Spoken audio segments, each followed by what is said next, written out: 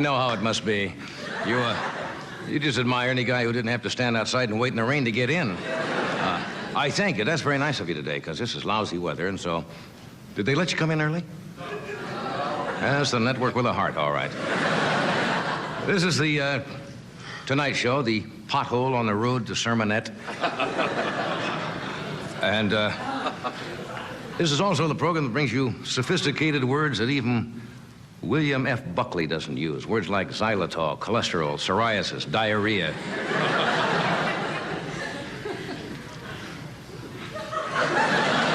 I was just looking. You look so nice tonight. I never get a chance to look at you. Hey, I was just in the newsroom. The latest... Yes. The latest NBC News poll shows that 40% of Californians support the Panama Canal Treaty, 25% oppose it, and 35% believe the canal has been moved to Los Angeles.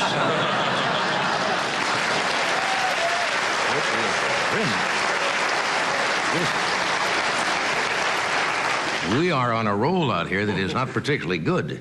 The big rains were about 3 weeks ago. Then we had a few days that were nice. Been raining the last 2 days. You know what the latest weather report is? It's supposed to rain tomorrow and also on Friday. Another storm coming in. And it's wet out there, folks, I want to tell you.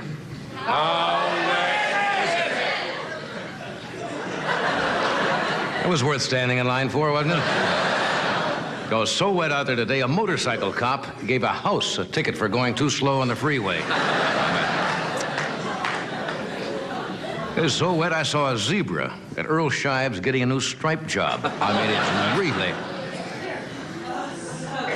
No, it is wet. Here at NBC, a rainbow formed in Tom Snyder's hair. That's... You know, if this rain keeps up, that gambling may become legal in Los Angeles? Because we'll be outside the 3-mile limit.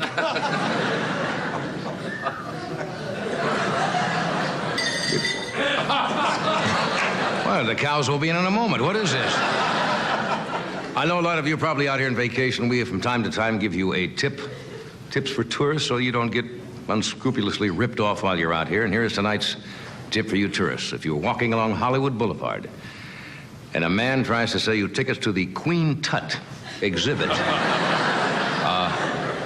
see, no authentic mummy has ever been discovered wearing a caftan. A lot of people don't know that, and they're getting away with that.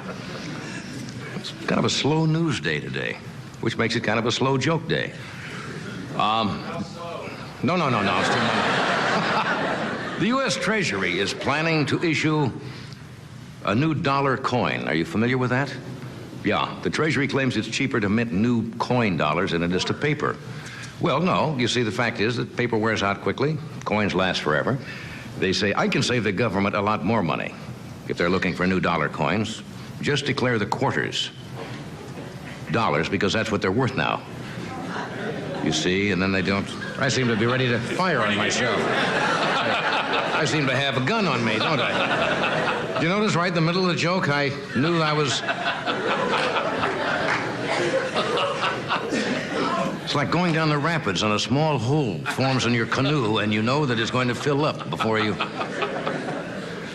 I did mention the Panama Canal earlier, didn't I? Okay, well, I'll get back to that, because the Senate is moving very slowly on that treaty. There's a lot of controversy about it. Controversy.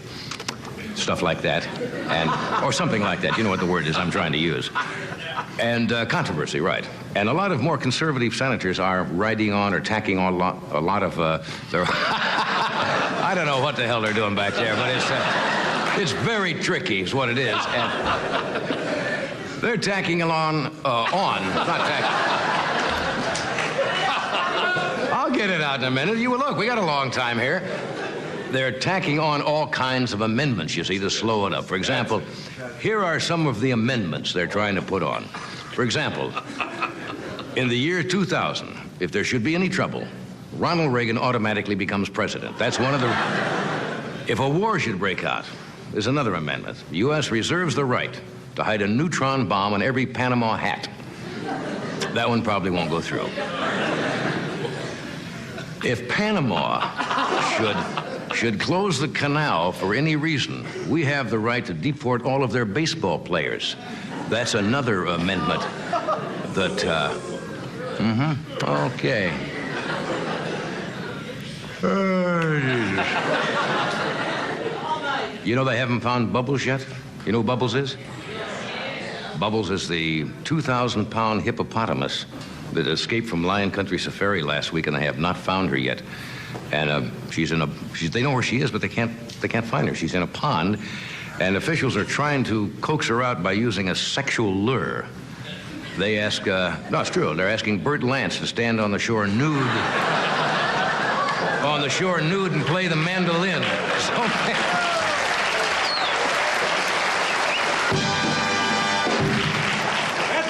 That's right. We signal them when the joke is over. I should tell you, Merv Griffin has got another one of his fabulous theme shows on tonight that only Merv does with such style and wit.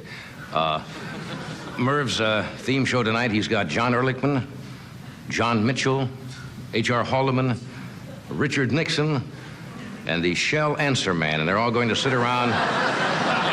They're going to sit around and discuss lube jobs.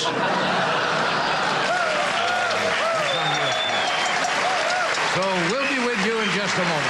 Oh, hold it. I forgot to mention. That's it. What? When you go into the backswing, that's it, huh? Don Rickles is with us. Great science fiction writer Ray Bradbury. And from Charlie's Angels, Cheryl Ladd is with us. Okay. We'll be right back. Yeah.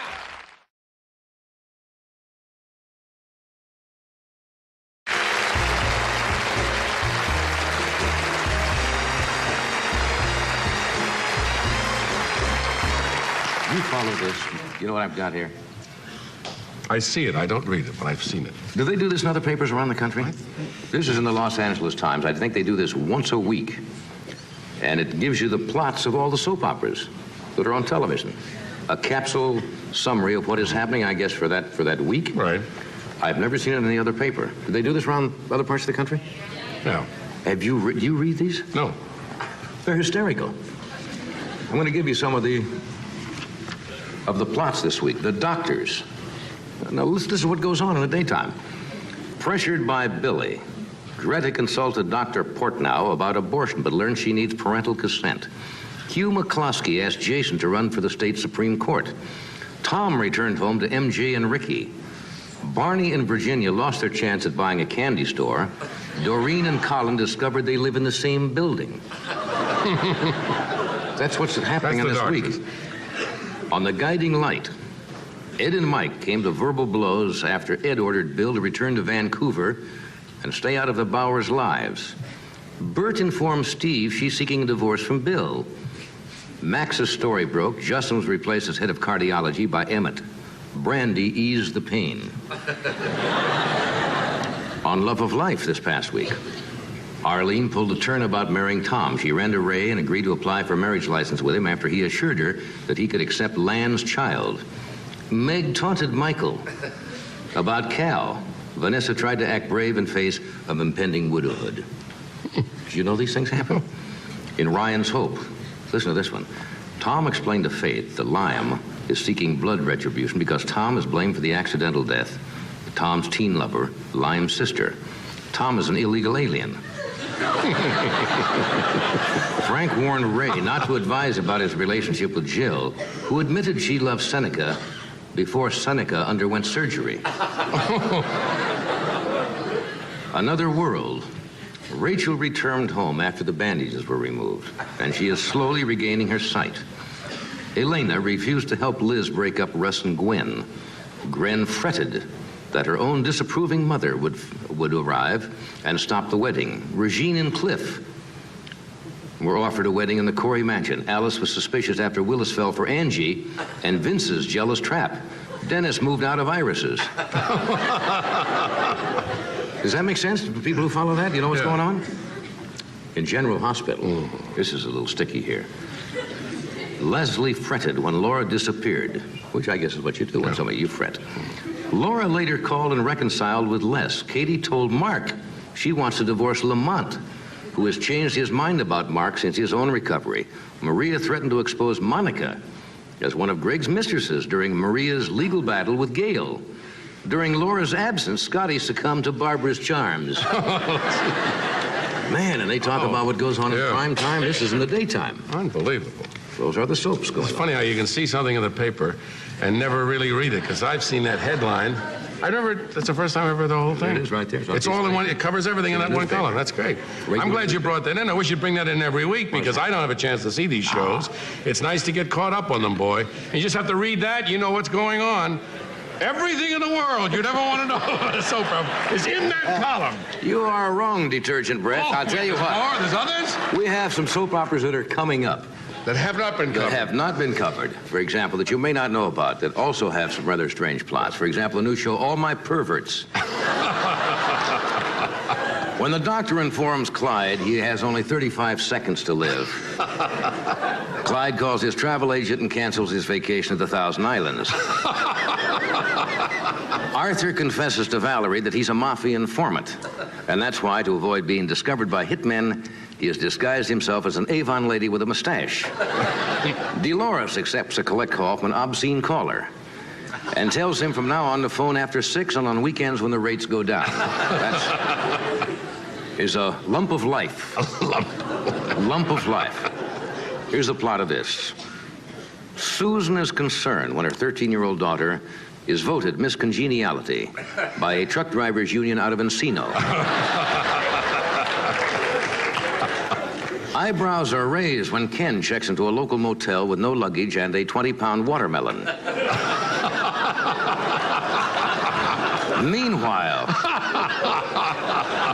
Meanwhile, Nurse Williams is suspended when 4 cans of Ready Whip are found in her physical therapy kit. Here's a new soap opera, What's Happening, Man? I don't know whether you're familiar with this or not. Tom and Luke are thrown out of Harvard Medical School when it discovered they are black. Mary, in love with one of them, doesn't know which one. A local telethon raises money for Peggy, who lapsed into a coma after drinking 130 Bloody Marys without tomato juice. Luke convinces himself he is rightful king of Liechtenstein and asks for federal aid. I like these. These could be hits. These are good. The Young and the Impotent. It's coming up soon, folks. Sarah desperately needs money and offers herself to an old roue for $1,000. She settles for 20. Harold, addicted to 9 Lives tuna, breaks into Tom's apartment and steals his cats so he can smell their breath. Al opens up a dress boutique for transsexuals. General Circus. This is a story of a hospital that treats only carnival freaks. And in the opening episode, a contortionist, while twisting his body around, has a heart attack and dies in his own arms.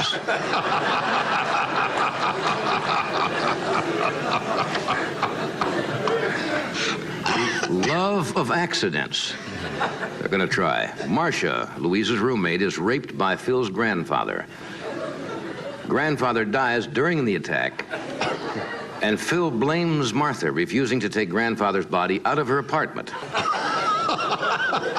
Marcia gets even by stealing Phil's inflatable rubber woman.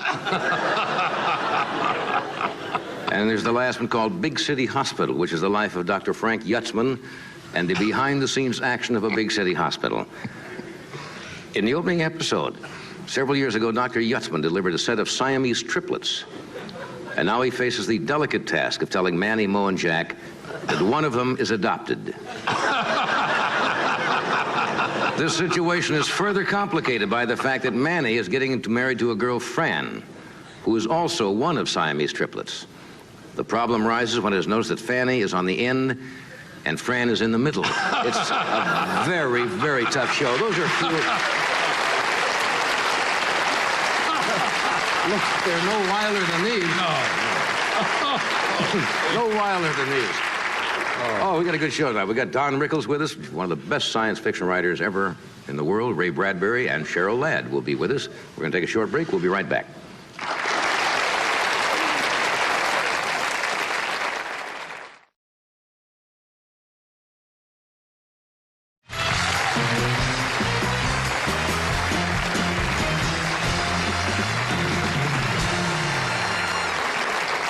My first guest tonight, I'm sure everyone is familiar with, unless you have had your eyes closed the past several months. She is the beautiful new addition of one of television's most popular shows, Charlie's Angels. And Cheryl will also be a featured performer in the television special that Ben Vereen is doing tomorrow night on, as they say. Who's always they? The folks upstairs. They seem to, as they say, as I said, on another network. Would you welcome, please, Miss Cheryl Ladd.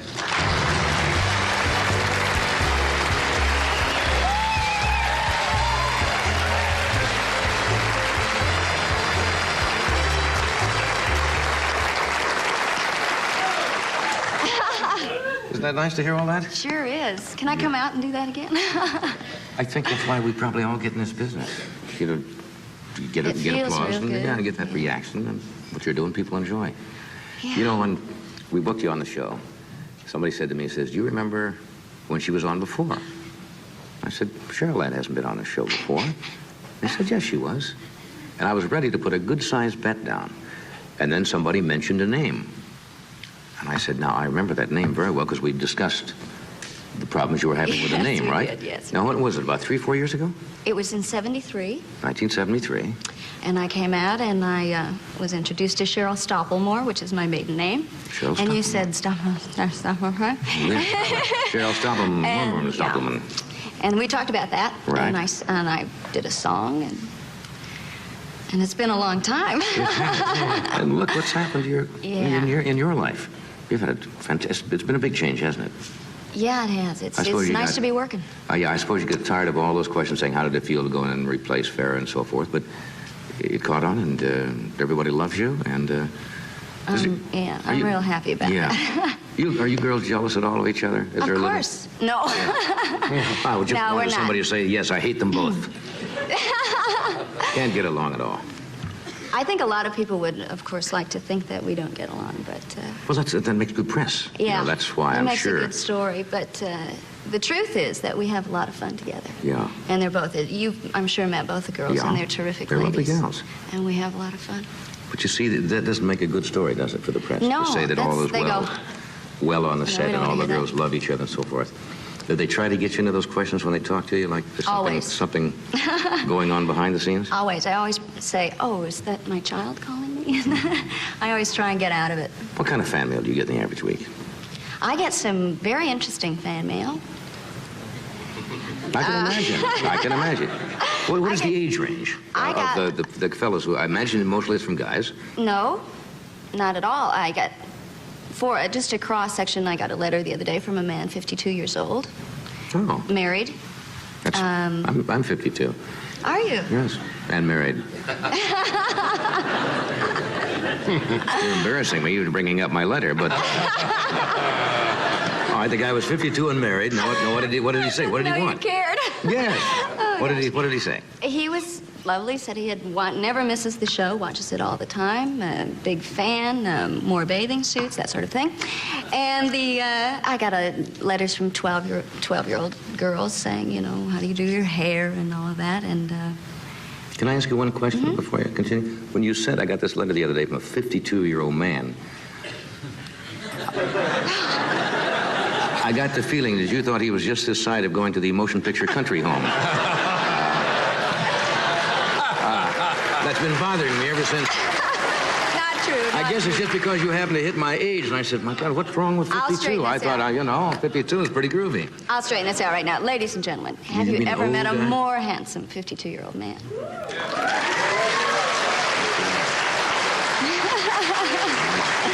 What a nice cop-out. What a nice bailout. Anyway, so you're a 52, yes, a 52-year-old man and a 12-year-old.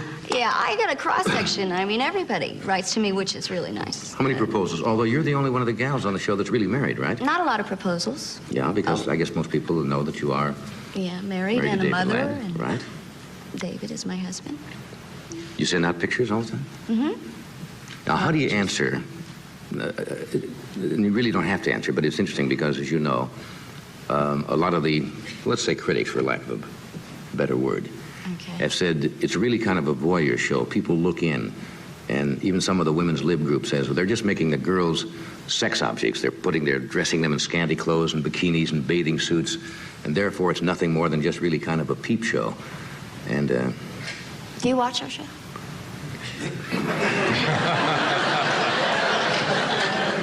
I have nothing against girls in bikinis. I mean, obviously a lot of people here watch the show. Sure. It's a terrific show.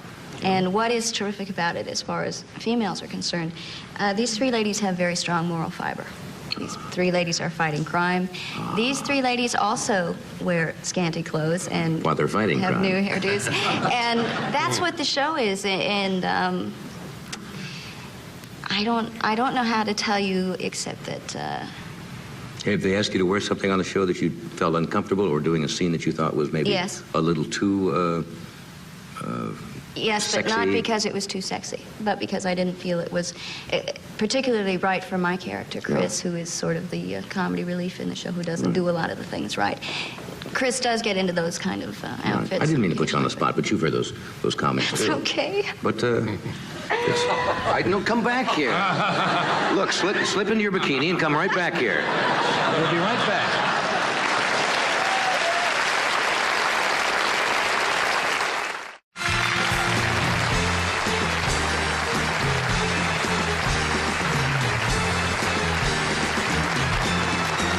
Hi, this is the old man. Yes. My. Howdy, this is a 52-year-old man. Oh, I'm never going to let you off the hook for that. Never. How old is your child? She's 3. Does she watch? When she sees you on television, does she know at that age? Well, Yeah, she watches everything Yeah? that I do. So many of our friends and our old friends are, making it and happening now. And Yeah. she sees so many people in our living room on television all the time that she's so blasé just about accepts it. it. Part of your own. She watches The Wizard of Oz, the movie The Wizard of Oz, 5 and 6 times a day. I mean, she comes downstairs nude in my high heels saying, you like my ruby slippers. I mean, she is just crazy about The Wizard of Oz. Television at that age. I wonder if they can separate the reality from fiction. Dorothy's very real to her. Yeah. She wants Dorothy to be the new maid. Oh.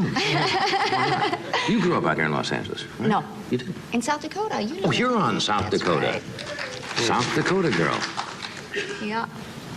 Did you want to come out here? First thing I ever wanted. was Really? Out. You had the... no, you I didn't mean that South No, Dakota. no, you- I oh, didn't you'll mean pay that for South that. Dakota. I only mean because I just phoned back there. And they have not had a thaw in 60 days. It has been, Dad said, well, it was nicer today. It was 5 below. And, I mean, I People said, don't I knew understand, 'cause I I got grew out up of in the Nebraska, and people don't understand when they live out here and say you've had 40 straight days where it hasn't been above maybe 15 or 20 degrees. Yeah. And It hurts. It's so cool. you get cabin fever. You're going to be on the Ben Vereen show when? Yes. Tomorrow night? Tomorrow night. Now, you sang on the show before when you were here. Or did you sing on the show tomorrow? I do. It's there is no talk. There are no skits. It's all Right. music, singing, and dancing. A special number written for Ben and I to do together about 2 kids struggling in New York going to classes, which we both did a lot of, and trying to make it and going on auditions and having disappointments and not making it. When are you going to come out with your poster? Now, that's a big thing now. Oh, my poster's out. Have you got a poster out? Yeah. I haven't Everybody seen- have my poster? Is it? Well, you never sent It's mine. not You in got my LA. letter. Yeah. I haven't seen it out here. But is it out? It is out. Now, those are big I thought it sellers, was in aren't LA. they? Have you seen it, Fred? Well, it's terrific. It has. See, I'm in this. What are you wearing in the poster? I am in a black. Is it black? A black top and some red running shorts. Windblown, very healthy, all-American Coca-Cola. Not too much. You do have that healthy all-American face. You know what I mean? Yeah. No skin. What are you going to do with... You ever have to... You actually shoot guns on the show? You have to do that? Oh, yes, I do. I had to learn how to surf. I had to learn how to ice skate. I had to do a Because it's an magic athletic act. show. Yeah, you do a lot of things. Did a magic act. Someday I'll do it for you. Well, maybe when you're 53. I didn't mean it. I don't know why you pick on me about that. I really didn't I mean know it that you way. didn't. I think you're. It's all right. I'm certainly not jealous about it. No, I had to Bother shoot me. this gun in the show, and I had never shot a gun in my life. I mean, I had no idea what a gun was, and so the prop master took me out between the 2 sound stages, and he loaded it up, and he says, "Okay, go." And I thought, hey, nothing to it. I watched Starsky and Hutch. And I got in the position, and I pulled the trigger. I heard this blood-curdling scream. And it was me. Oh, you were... I was Never fired a gun before. terrified. It's loud. And then between the sound stages, it was really loud. And then it jerks, and it does all sorts of things you don't know that it's going to do. Plan to stay with the show for as long as it runs? That's right. It's a good show. And pictures? I'm learning a lot. Yeah. It's a terrific experience. It is, especially because you're down there. You put in long days, don't you? Yeah, I get up about 5:30 or 6 in the morning and work till 7, 8 at night. Yeah, thank you for coming tonight. Tomorrow night is the special with Ben Vereen. I know you have to leave early tonight, and thanks for coming. And send me the poster, will you? I will. You all too. Put it up in my den at home. That'll teach me. I'll put my Jim Neighbors poster. Thanks for coming. Good night.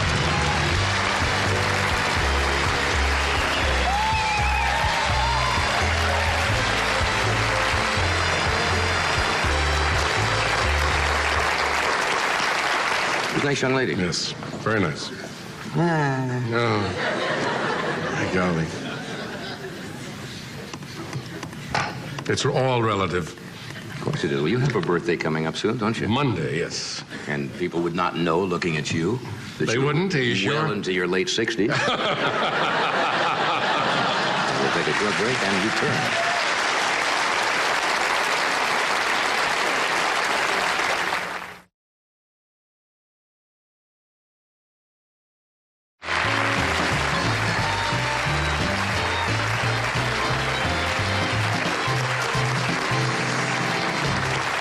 We are back. Well, what can I say about Rickles that I haven't said before? No, best not to offend him before he comes out. Mr. Warmth, Yes. as I dubbed him some years ago. I've known Don for 17, 18, about 20 years, I guess. And he, as you well know, is the star. He told me in the hall, he said, I am the star of CPO. CPO.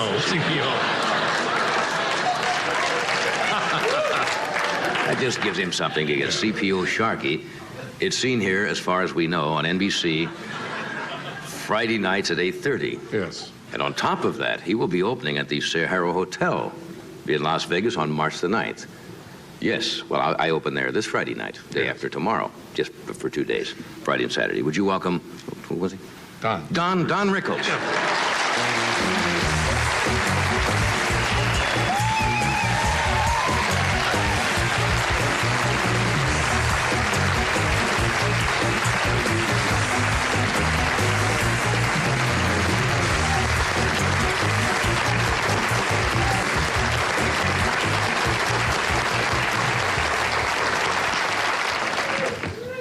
Look at this. He shot a bear and made an outfit.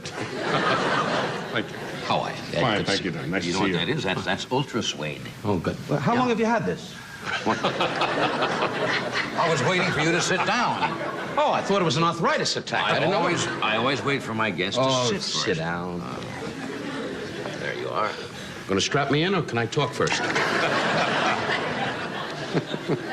Bob Newhart on an airplane. We're up.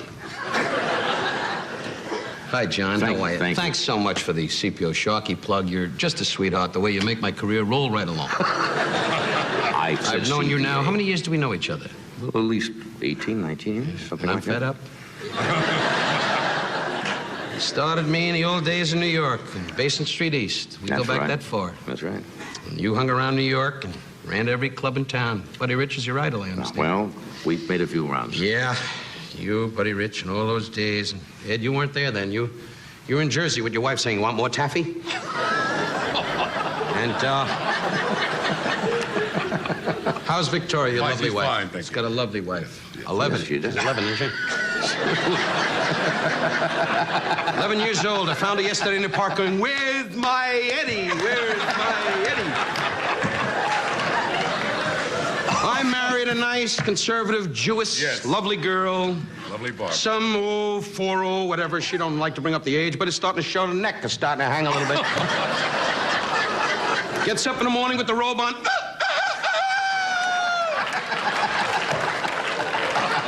You got to tell it like it is, John. Well, you're married to Joanna, but I don't, you guys have had problems in life. What do you mean problems? Hey, you guys have been to battle a lot of times, I took one shot at the big sky, and scored. Wife just laid there and went, It's Halloween. Anyway, But you didn't get married. You're what, 37, 38? What do you mean I didn't get married? I mean, you what got am I, a married. Mau Mau fighter pilot? Of course I got married. But you waited till you were 37 or 38. Of course, I want to go through what you did, Your Honor. And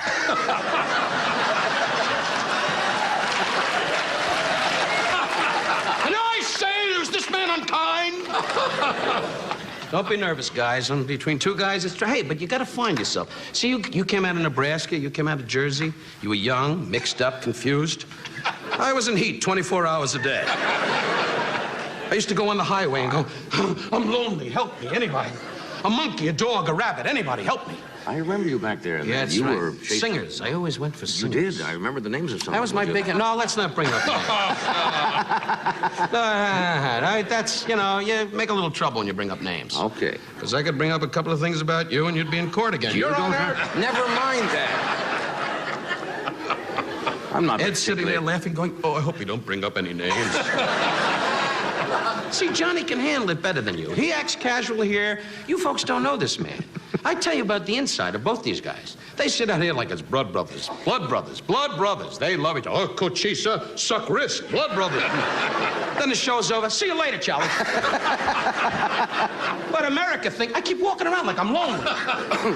But America doesn't know. These guys, when you work together, you don't see each other that much. Although I heard you went out to see Buddy Rich together. Yes, we go out occasionally. I get my, you know, you go out. You called me a few times. You said, don't tell Johnny. Well, Johnny has two groups. You and I have the basic people. He has the A group. He's like Sinatra now. Oh, yes. He and Joanna sit with Gregory Peck. Greg? Greg?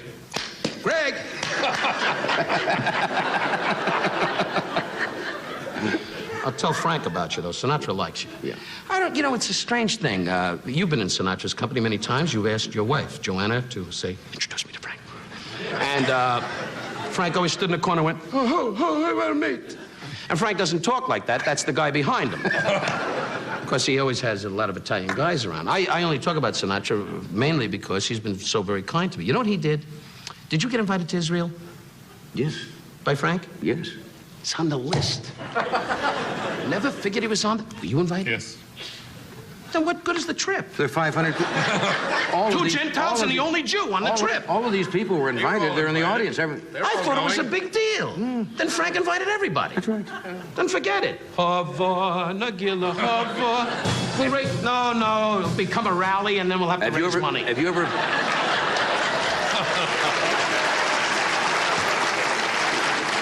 You've been to Israel, haven't you? Yes. You have been to Israel. It will take your breath away. It is magnificent. That's what I And I went understand. with Newhart, and you know. Oh. Bob is German-Irish, a good Catholic, the best Catholic in the world, as you are a good Catholic. You trip once in a while, but sometimes when the priest wanted to hit you with the water, he went, nah, better not. Anyway, I love on Easter when you guys eat those cookies. No. No, don't worry about it. The Almighty laughs. There's a sense of humor. Of course. I'm a Jew. I have nothing to fear. Laugh. I feel like Broderick Crawford in a bad movie. Look at the notes once in a while. I don't and find care out what about the... them. No, I've Look at known you this. 2 years. A kidnapper. Look at this. The man has fan mail. Dear John, I'm 11. I'm lonely. Help me. It was a letter I was going to read earlier, and I didn't This get around. night, February 21st, you explain... May I read this? I have to explain what it's about because it's then I'd rather not read it. rather It's serious. crossed out here like, I'm locked in a cabin, find me. How long has your show been on now? Sharky. Is this the first season? Hey, I can't believe it. No, the second. Second season. We're rolling. You kidding? 3 executives at NBC went, it's on twice? But I am delighted with the show. We got a great cast, and I am just proud of the darn thing because the Navy, I was in the Navy, you were in the Navy, you were an ensign. That's right. And you were? Colonel. Colonel. What were you? Hi, Colonel. What was I? I was a seaman first class, kissing you know what. Seaman first class in what division? What was yours? What division? What division? Well, the division was painting. That You was- know what I'm talking about. What Were- division? All of a sudden, he became a chemist. Were you in- What division were you was in- the basis of your Navy career? Were you in gunnery, communication? Gunnery? No. We didn't have, in those days, as you know, we didn't have radar. There was no radar. Ed, you up? Yes. There was no radar. No radar. You were a fighter pilot, right? Yes, sir. How did they get him in a cockpit? Are you in, Ed? Come on, Ed. I'm in. Battle stations, I'm in. Let me get the cockpit. Do we hit? Are we over Guadalcanal? Ed, you're fat, and get out of my life. What were you in the Navy? I was a seaman first class in the Navy. I went over the side of the ship. I had a coxswain. Navy expressions. That's right. And he was a guy that was in charge of the deck crew.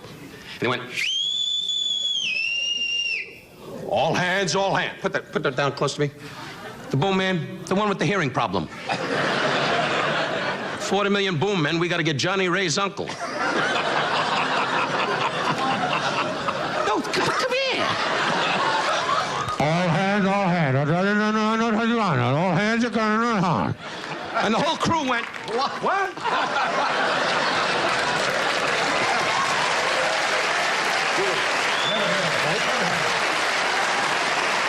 You're hot. Want to roll. We'll be right back.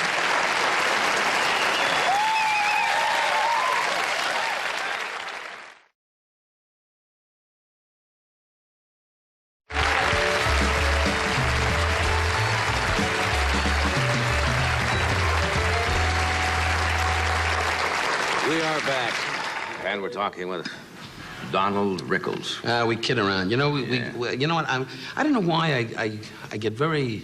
I said to Shirley Wood, one of your staff, and who's been with you for years, Yeah. and you had, we go back to Rockville Center, New York, when I used to come on and just perspire for the sake of perspiring, you know. Malaria was, forget about it, a disease that I had automatically. And I realize now that we know each other 14 years or more. At least. And you started me on this show. And Flip Wilson's the only other guy that ever said, started on the Carson show, you know, and you hate to get like, thank you, Johnny, thank you. You know, I've thanked you many times, you know. Oh, boy, did I thank you.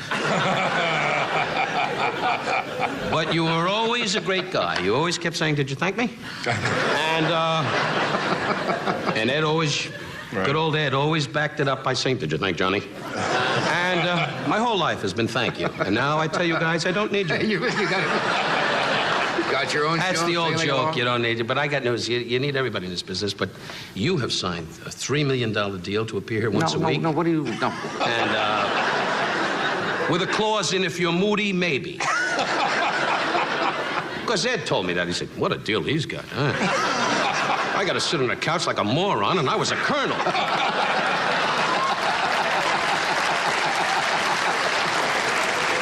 This guy was only an ensign. Boy, if World War II'd start again, he'd start saluting me and do that old trick again, you know. Shining the old apple, you know. Tell him what you told me, Ed, how you fed up and you want to get your own show. Guy wants to walk out. Speak up, Ed. Let him know it here and now. We are fed up, right, Ed? Right, Don. Ed, control yourself. It's a joke, Johnny. Let's get up and do our usual thing, Johnny. Hey, did you serve aboard ship when you were in the service? Yeah, I was on the AGP-13. We did 2 knots an hour. The Japanese at that time came in and went, oh, look at that. And all of us went, to your gun stations, and we went, the other way. No, being... Did you rise in a rank in the city? You went in as a seaman, apprentice seaman. What are you, with the CIA? Am I up on some sort of charges? I've never talked to you about No, you never your, did. You were your, like, all right, let's your get down. service But may record. I ask you in rebuttal what you did, okay? I'll tell you. First of all, I went to Sampson, New York. Where were you stationed? All over. Cherry Point, North Carolina. So was manure, but that don't make it a station. What do you want? We all over. Why, the Charlie Hero we got on our base? How hands. many bases? Da-da-da-da-da-da. He's home, folks. Welcome him back. Da-da-da-da-da-da-da. He's home. All over. What do you think he and I were doing? He was an ensign going, I wet my pants. And I was a seaman first class going, I don't like fighting. And those other guys went, over here. And Japanese, you are my dear friends, really. I got no... How many do you know? Huh? Well, How many Japanese do you know? I never knew. I saw one prisoner at the time of the war, and they are now our dear friends. In fact, I love them so much, my kid has all their toys. I didn't know. But,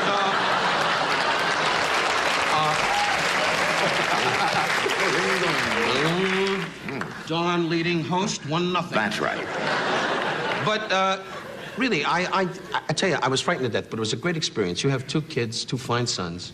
3. Was that in a trailer camp? That was How many kids you have? I have 4. They're going to phone you in the morning. Anyway, and I have 2. Yes. And I have 1 in the Philippines. But, Hey, the war was on. I was lonely. I ran after a truck. What did I know? You want candy? Like a dummy, I stopped. But, I think my original question was, did you rise above Seaman First Class? his original question, right? Yeah. No, I never went beyond Seaman First Class. Primarily because I wasn't bright enough. I put myself down a little bit because respecting Newhart and you, college, I never went to college. I always dreamed. Well, I didn't mean to bring. I wasn't No, putting you down by saying. No, you didn't bring me down. I'm saying it myself. I mean, I need help, doctor.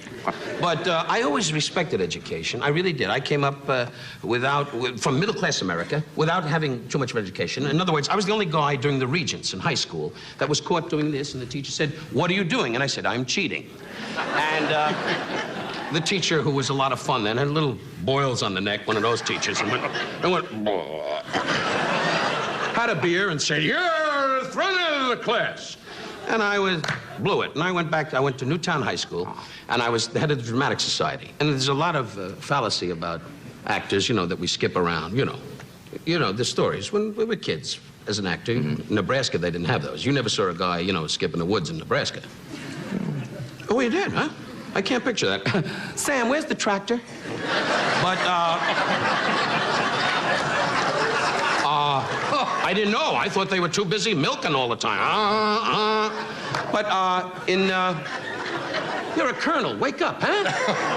Battle stations. Ooga, ooga, ooga. I know you. You were saying, "I'll be with you in a minute, Alice." But anyway, well, he was married once. Hey, guys, don't face reality.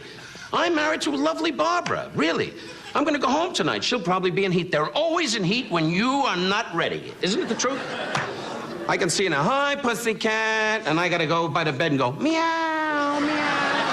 Are you still doing that ridiculous game? Yeah, one night I was a werewolf, but that got out of hand.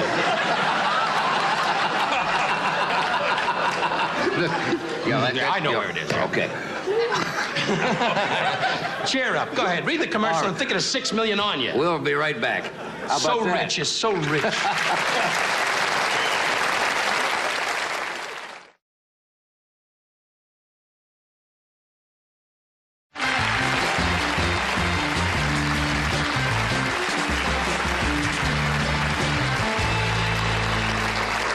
I'm looking forward to Ray Bradbury joining us here. He is one of the most popular and outstanding science fiction writers in the entire world, and there's a long list of credits, including Fahrenheit 451, The Illustrated Man, The Martian Chronicles, and the book has been adapted, The Martian Chronicles, and to a stage presentation that is currently being presented at the El Rey Theater right here in Los Angeles. Would you welcome, please, Ray Bradbury?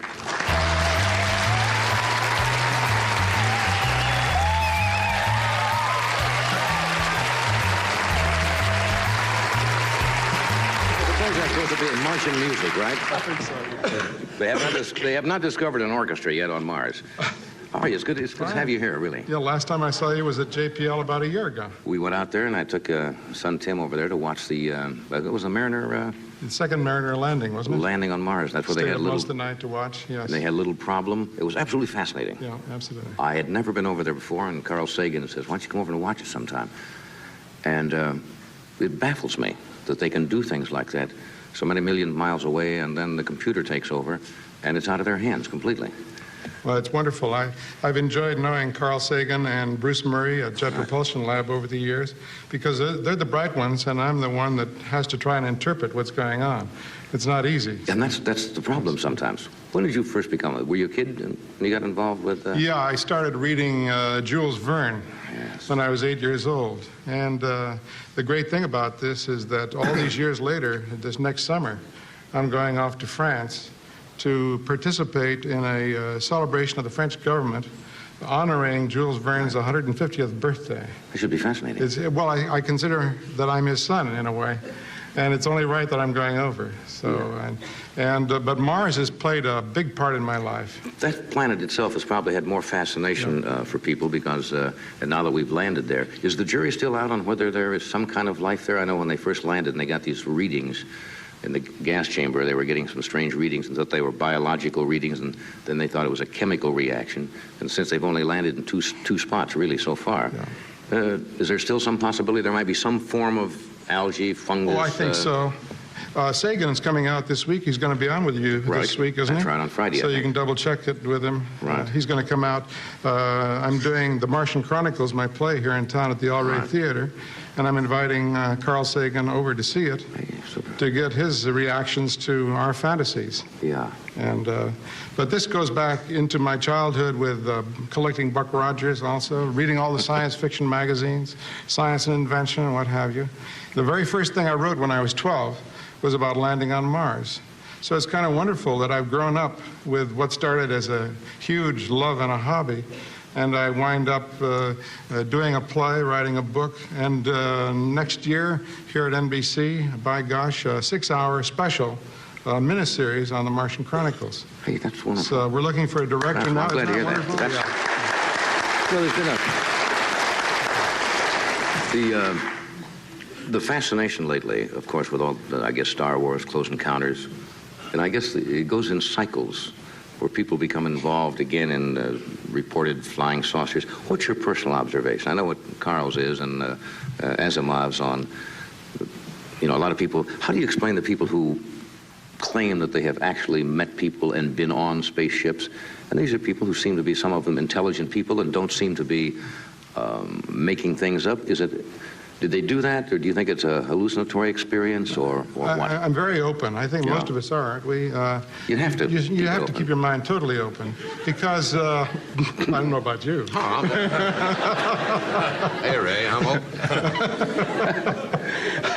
No, but you know what I'm saying. There are intelligent people who say, hey, we were out here, we saw them, we talked, and yet there's not one shred of what they say call hard evidence to support it. I guess the way to put it is this. I say, if strange creatures in the last 9 years have landed on the moon, and they have, then the other is possible, creatures coming the other way. If we're moving out into the universe, and we're going to be colonizing the moon in the next few years, we're going to be colonizing Mars. A wonderful thing happened at the first Mars landing. I was on the Today Show that morning at about 7 in the morning, and Roy Neal turned to me after the first photographs came in, and he said, well, how do you feel now that the first photographs are in and there's no life on Mars? And I said, fool, there is life on Mars, and it is us. That's right. We're going to be the Martians from here on in. That, to me, is tremendously exciting. Yeah, I guess the possibility of life is, people always assume that life is going to be like we are on other planets, and the probabilities are that it will be nothing. No, all you have to do is go down and look into the ocean, don't you? Right. And see. You do. I hope when those people do show up, you are the first one they meet. That will boggle their minds when they go back and having to explain what's going on down here. That will kill it right there. Yeah. Don? No, what I was trying to ask you, Ray, was do you feel personally that we are being observed? Now, a lot of people believe that. I don't understand if that's so, why they don't contact us. As you know, they could do that. They have to have the intelligence to do that because they have to be more technologically advanced than we are. Why wouldn't they simply say, hey, we're observing you, here we are, there would be no threat to them? Unless they're thinking of the bacterial threat, or unless they look down upon us as we look down upon other creatures on our world, which is ridiculous because we should honor all life forms. We're all sharing the same experience, aren't we? No, I don't really think they're that close to us at this point, but I think that we'll make the contact going out during the next 100 years. We can't travel fast enough right now to reach it to Alpha Centauri. That's right. But we'll be increasing our speed. Most of the people I've talked to the last few years say it will be possible, let's say 200 years from now, to make it to Alpha Centauri at almost the speed of light. Yeah, that's fascinating. Yeah. Maybe we can get into, just for the fun of it, and talk about the concept of the time dilation a little bit, because that's something that it's very difficult to comprehend, and yet is a scientific fact as you approach that speed of light, about the time collapsing. Can we discuss that when we come back a little bit? All right, far enough. We'll try anyway. We'll be right back.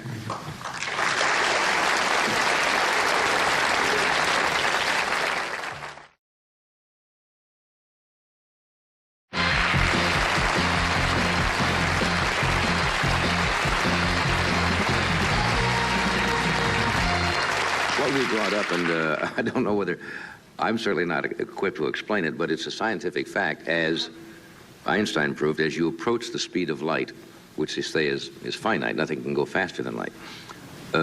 Everything slows down. Everything becomes smaller, relatively, right? Supposedly. Supposedly. The object itself, the people, everything becomes smaller, and time becomes slower. In other words, clocks physically slow down. So somebody could go to another planet, come back here in 20 years, and maybe 500 years would have passed on Earth, and yet the people who made the trip would only be 20 years older. Supposedly, yes. Now, that's a boggling concept. I don't pretend to understand it. I would like to participate in it because I'd be curious to come back every 100 years or every 500 years to see what we'd be up to. Wouldn't that be wonderful? Yeah, Ray. Having Ray back every 100 years would be a kick. What would happen? I asked Carl this one night.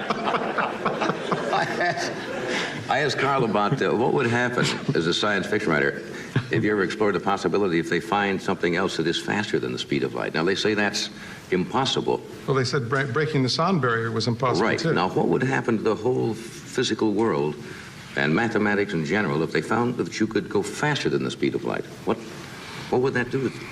I think we ought to ask Arthur Clarke or one of those super geniuses to write a story on that. Maybe they've already written it and we haven't read it. Or Carl himself should do it. Yeah. Because I'm the sort of person that goes out to Caltech, or I go to junior high schools, and 12-year-old kids come up to me and say, well, Mr. Bradbury, the Martian Chronicles? I say, yes. On page 112 of the Martian Chronicles? Yes. You have the moons of Mars rising in the east? I say, yes. They say, no. Because they don't. That's incorrect, and I've never corrected it. I've never gone back. Children are telling me about this all the time. Why is that, Ray? Like, my son is 7, my son Larry, fascinated by anything with Buck Rogers or science fiction. We as adults are fascinated, but why are youngsters so fascinated? It's because they're growing up the same way we did. It was just beginning, all of this talk in the old magazines when we were children, reading Popular Mechanics. So we are the children of the time. Jules Verne really was our uncle, our French uncle. And H.G. Wells really did inspire us with films like Things to Come. When I was 15, I went to see that with the first moonshot in it, with Cabal standing there and saying, which shall it be? Do you stay here on Earth and die, or do you go off into space to live forever? Well, the answer is you go off into space, don't you? Yeah, I remember as a kid reading Buck Rogers. Now, they were talking about Buck Rogers of the 25th century, which is quite a ways off, and already a lot of those things, as a kid, that we thought were absolutely crazy and impossible, have already taken place. So he was really behind his time in a way, wasn't he, by several hundred years? All those people, Phil Nolan, Dick Calkins, John Dilley, who invented it, and his son, who is now taking over the Buck Rogers Enterprises. But, well, that's the great challenge, of course, not only to predict futures, but to see if you can prevent them. By being some sort of, I don't know, a moral instructor. That's what Jules Verne was, wasn't he? He said, you can go around the world in 80 days if you want to. Give it a try. Get on a desert island somewhere and become a half dozen Robinson Crusoes and see if you can survive. So on the mysterious island, he does that. Right. And you come out feeling proud. And the moral pressure is very gentle. But then you go and invent things and humanize the inventions and change all of us. So we're in the midst of that, and it's tremendously exciting. What will be the philosophical consequences? I think it bothers a lot of people. If all of a sudden you make contact with another civilization, it bothers a lot of people from the standpoint of religion. In other words, that we could communicate. And all of a sudden you make contact with a civilization really is going to make you feel very strange, isn't it? I mean, cause a lot of... It'll be like going into St. Peter's on a summer afternoon, that wonderful feeling you have of being in a cathedral like that, or the ending of Close Encounters. What you really have is the flesh of God moving one way, and our flesh moving this way, and they make contact like the portrait of Adam and God on the Sistine ceiling. That's a wonderful moment when the electricity leaps back and forth. And I think we will burst apart with pride at being part of this universal experience. I don't think it will diminish us. It will make us excited and want to live forever. So I'd love to live to see that happen. Yeah, and I assume that we hope that those people may have found solutions to a lot of problems here maybe thousands of years ago. Well, maybe we are still battling and have learned to solve it. Simply by arriving, maybe they'll teach us that we're 5 billion people with a single skin around us. And if they teach us only that, then the encounter will be worth everything. Yeah. What do you, yeah, I think that's great. What do you... When you start exploring the universe, you get into distances that are so mind-boggling that you can't conceptualize it. But a lot of people believe in the closed state of the universe. Some people say the steady state theory. Some say it's undergoing transformation. Things die and new things are born. What do you feel? That it's a constant under process of things created, stars? It's much too big. And what you try to do is pick it up, if you can write a decent poem or a play or a story, and turn it into a metaphor that we can turn over and look at it and try to make sense of it. That's the most that we can do. But even if you talk to Carl Sagan about this, he would, I think, reply pretty much the same. We simply don't know. They have theories, and the theologians have faith. And between the two, an immense ignorance. Yeah, I remember as a kid, you'd say, well, when you talk about infinity, and they say, what is infinity? Well, it goes on forever. And they say, well, something can't go on forever. It'll come to an end. Then the next question was, okay, it comes to an end. What's beyond that? And you're back to the... I guess the best answer is if we believe infinity goes on forever, we should want to go on forever with it. We're very privileged to be alive in the universe. We represent the life force here. So why not follow infinity out as far as it can go and ensure our own immortality that way? Yeah. That's great. If you had your choice of what period of history you'd like to be born in, would this be the period right now? I feel I'm very lucky to have been born right now and grew up to be part of all this and to be present.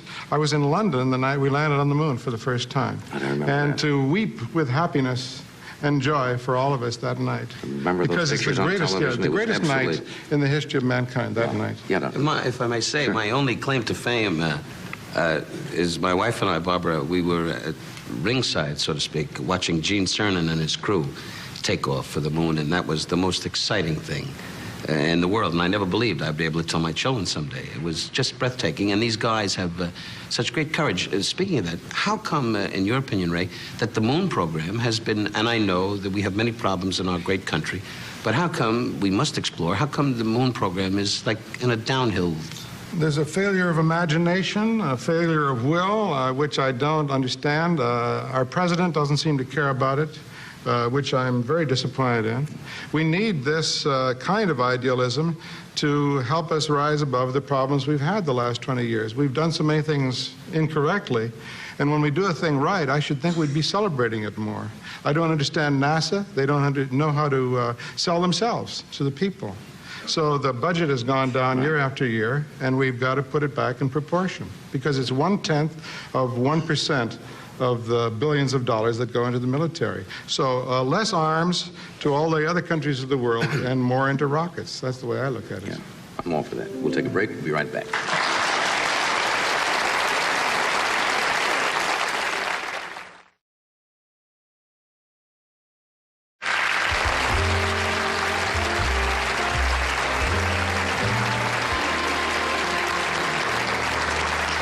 With Carl Sagan on tomorrow, maybe we can both make arrangements while the Martian Chronicles plays here to come over and see some of that. I would really... I'd love to have you there. Because I know you're taking it down in the college. Yeah, next fall we're taking it to 80 to 90 colleges all around the country. And I'd rather be there with all the kids in the colleges than on Broadway. They'll have some questions for you. Absolutely, they will. Ray, it's been fascinating. Thank you for being here. Thank Donald, you were a riot tonight, as thank you, usual. John.